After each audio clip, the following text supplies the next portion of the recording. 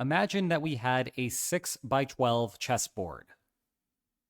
In one corner, we have a white rook. In the opposite corner, we have a black king.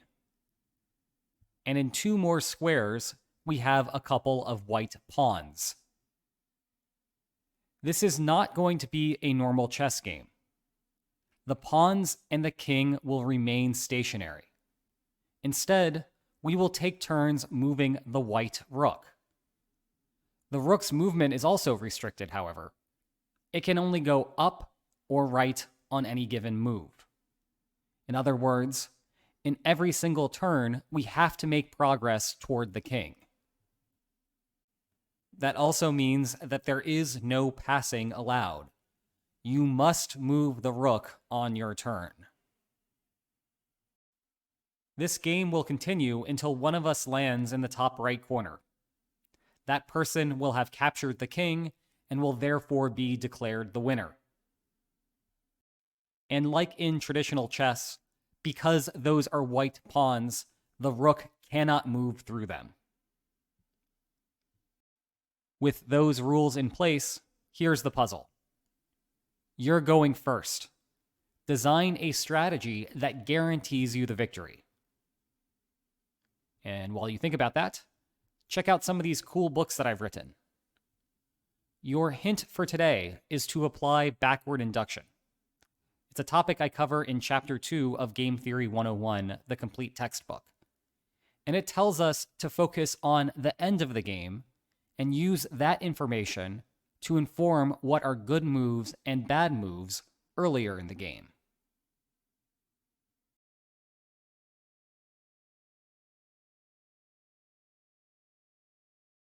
Are you ready for the answer? If not, here's a hint. Your first move should be to h1. And whatever your opponent does from this position will not allow them to win the game. You are guaranteed to win from here. If that wasn't enough, here's another hint. Because there's a white pawn on h2, your opponent cannot move up. They have to move to I1, J1, K1, or L1 on their turn. To understand why this is the winning move, as the hint implied, we have to use backward induction. That means starting at the end of the interaction and understanding, for example, which tiles, if you land on, will guarantee that the game will be lost from there. Specifically, think about the entirety of row 6 and column L.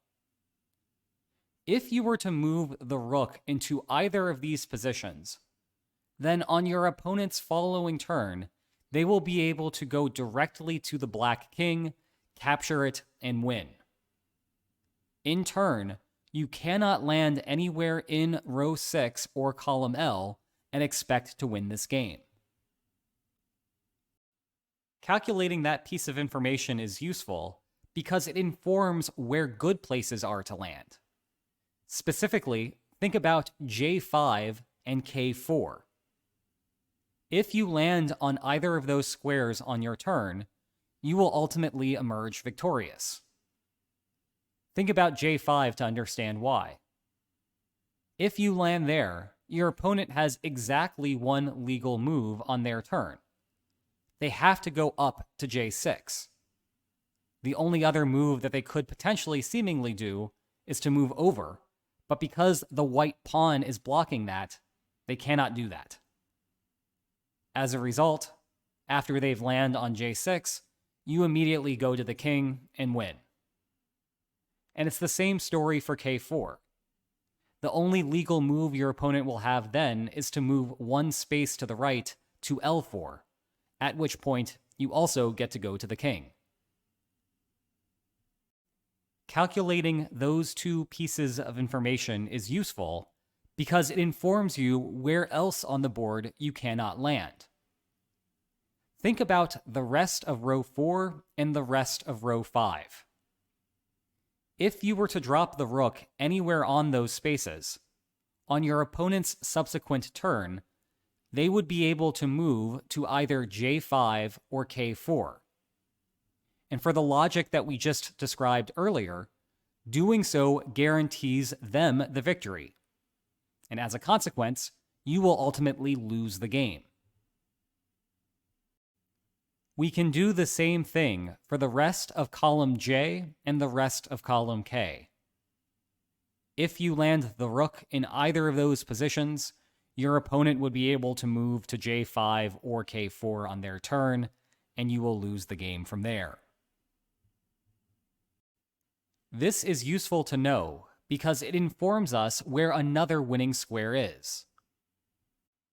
Do you see it? Think about I3. Every legal move going up or to the right of I3 is shaded in red. Therefore, all of those are losing squares.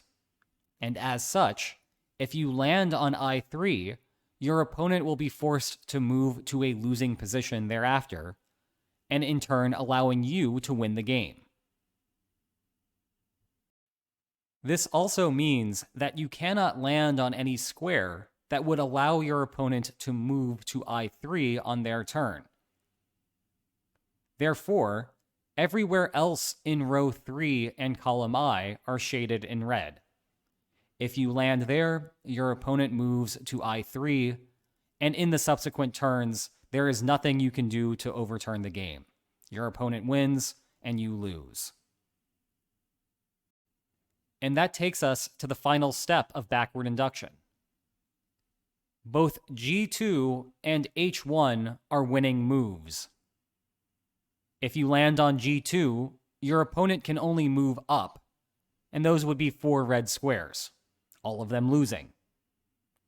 If you land on H1, the only legal moves are to the right, and like before, all of those things are shaded in red. Thus, we have found a winning opening move. You will place the rook on H1, and if your opponent goes to I1, you can move up to I3. If your opponent moves to J1, you can go up to J5. And if your opponent moves to K1, you can go up to K4. All of those positions allow you to win from there, and so you're good to go. The last possibility, of course, is that they move the rook over to L1, in which case you just win immediately. Moreover, H1 is the only first move that wins you the game. If you go anywhere shorter than that, your opponent would be able to move to H1 and win thereafter. And if you were to go up to A2 instead, your opponent would be able to move over to G2 and subsequently win. Thus, if you want to emerge victorious, you must move the rook to H1 with your opening play. Did you figure this one out? Let me know in the comments. And if you enjoyed this video, please like, share, and subscribe, and I'll see you next time. Take care.